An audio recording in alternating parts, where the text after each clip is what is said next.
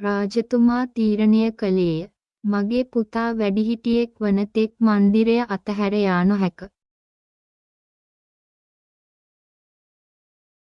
මාලිගාව තුල සුන්දර උයන හා මහත්ම මහල් පිරී තිබුණි.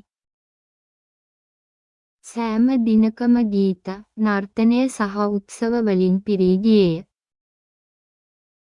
නමුත් සිද්ධාර්ථ හිතුවා මන්දිරයට පිටතින් ලෝකය කෙසේද? රාජාහු මන්ත්‍රීවරුන්ට උපදෙස් දුන්නේ මගේ පුතා දුක් විපාකය නොදකින ලෙස බලන්න. සිද්ධාර්ථයා සංසුන්ව ජීවත් විය දුක් විඳින බව නොදැන. ඔහු ප්‍රඥාවන්ත ගුරුන්ගෙන් දාර්ශනිකත්වය හා ප්‍රඥාව අධ්‍යයනය කළේය. මාලිගාවේ ජීවිතය සැමවිටම සාමකාමී සහ පරිපූර්ණ ලෙස පෙනිනි.